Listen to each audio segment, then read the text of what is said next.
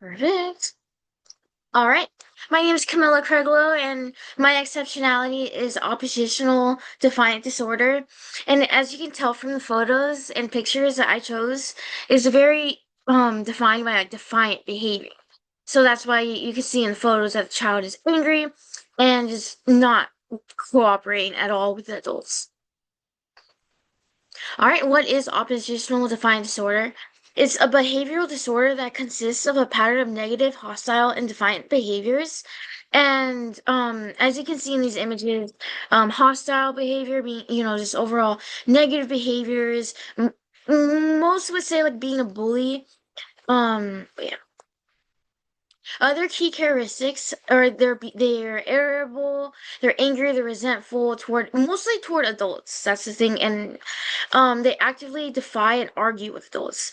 They intentionally annoy others, and they blames others for their own behavior and actions. So what this would look like is that if there's two children, one kid pushes another kid unprovoked, and the teacher would be like, why did you push that kid? And the kid, the bully would be like, oh, well, he, looked at me the wrong way, or it was just totally unprovoked and not unnecessary blaming. It's like the blame game. They can't take accountability for their own actions. All right, and they're usually diagnosed around elementary age. So yes, they may have it in preschool and early childhood. However, um, it's usually diagnosed in elementary age. And and I know what you're thinking, that what I'm describing is just sounds like a regular child, um, just more negative than the other children. However, what makes oppositional defiant disorder um categorized as a disorder is that these characteristics happen more than usual, and that these symptoms, they affect their daily life, the life of other people around them, and it has to disrupt their life, and the occurrence of these characteristics is what defines ODD. Okay.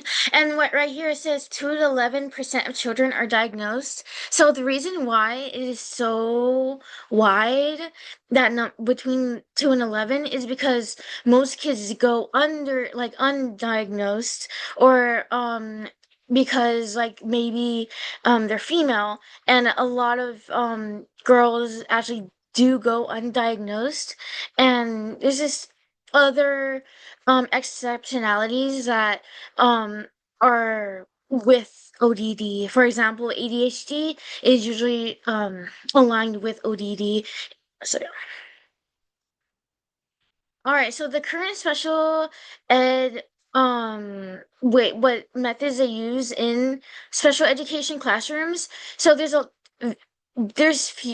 very different, but it helps the child with ODD. For example, to prevent outbursts, you have to provide choices, because people with ODD, they need to feel in control. So th to prevent outbursts, we give them options. Positive reinforcement, that's a good one. Um, it really like shows the child that what they're doing is good behavior, and you would like to see that behavior. Predictable routines is a good one, and they need to know what's gonna happen next. Plan breaks is a good one, because sometimes they get overwhelmed and they just need a break, and maybe to prevent outbursts, frequent outbursts, just have a planned break for them to look forward to. Self-regulation. So we teach them self-regulation methods. Instead of getting immediately angry and throwing something, we can just teach them to breathe in or breathe out, or just various self-regulation methods. So another thing we could do is post classroom rules visibly, and that's, you could use pictures, make it very simple, and just have something that the child can look at, and just have something to refer on.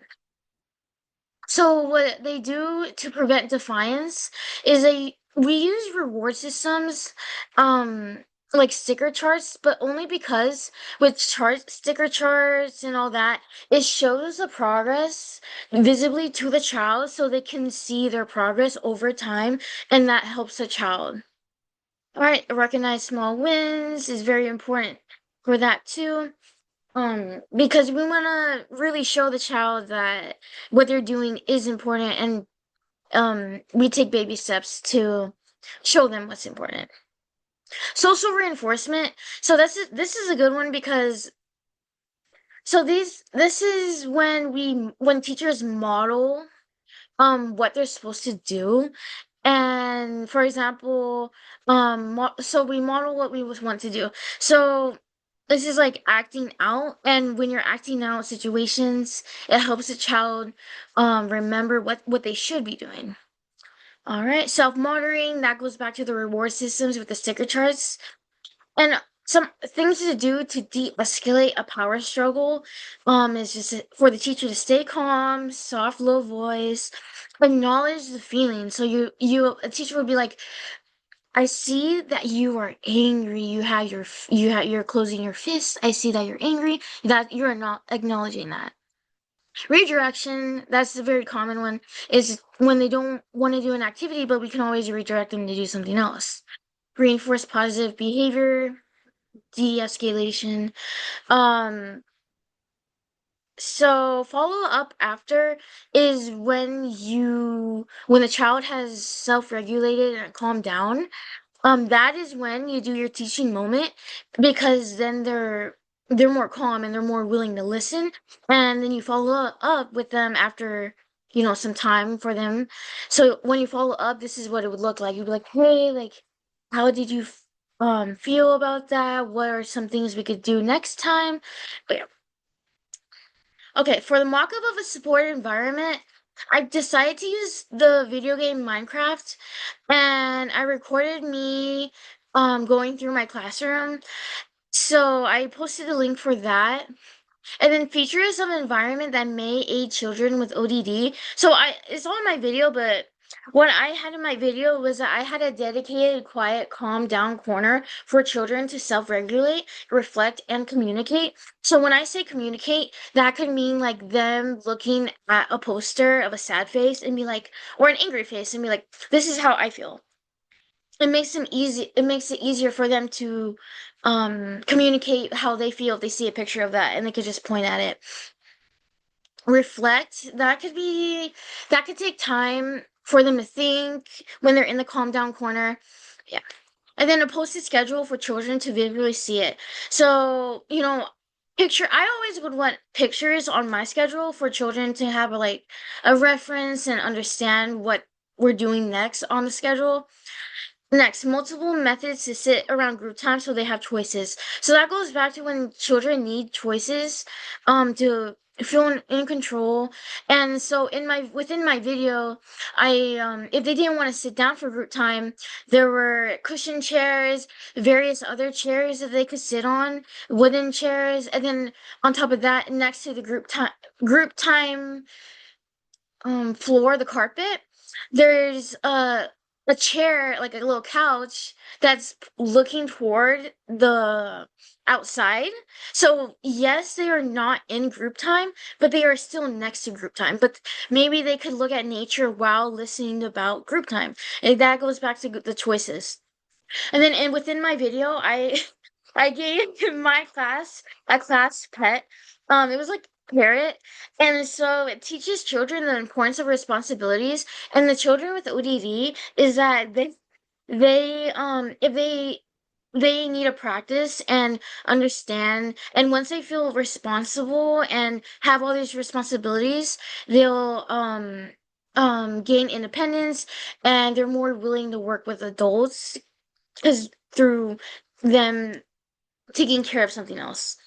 Fidget materials located in the calm down dorm corner. So within my video, since it's Minecraft, within Minecraft they don't actually have fidget materials. However, within my Minecraft chest in the calm down corner, there where I would put fidget materials for the children to calm down or play with. So over here is what posters unfortunately I cannot put in my Minecraft world, but thing like tools. So pictures for them to point at their faces, and then as you can see, a meter. So red is angry, blue is sad, and then it's very interactive, so they can point and and then my assistive technology that I created was that I made flowers and well, I got flowers and they're different colors. So the whole point of my technology is that a child will pick up a flower, they'll choose a flower, they'll sniff the flower so they breathe in, and then they grab a candle and they blow it out. So they breathe in and then they blow out. So that's a way of them to self-regulate of doing the breathing, take a deep breath, and then let that release. So this is why it helps with children with ODD is because it offers choices. So as you can see in my picture, that there are different colors of the flowers, and I have them right here. And this goes back to children need choices. So there's different colors that they could pick, and then there's different faces, and and then they could pick that, and then they could choose like a scent, what they want to smell. So, again, another choice. They sniff it, and however, if a child like has asthma or an allergy, I really do recommend having an option of non-scented, which is totally fine. Like I believe the scented ones make it more fun, but again, if a child has an allergy or like an asthma problem, non-scented works well too. So all these choices, right? And then with the candle, it helps them visually see to blow out their air that they had when they breathed in the flower.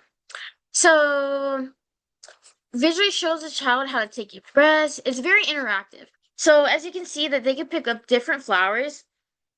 And with my flowers, they could bend it so it's like a fidget toy as well. And they could just mold it into whatever they want. Like I made mine into a circle. And they could just play with it and smell it. And then you can get their candle and blow it out. Okay, recommendations. So the most important thing about doing or for my recommendations for children with ODD is have a quiet, calm down corner for children to self-regulate and reflect and use the materials and objects to help them self-regulate, which is really important. Model and role play real life social scenarios. So this would be like when a teacher is like gives them a scenario and they ask the student, what should we do after that?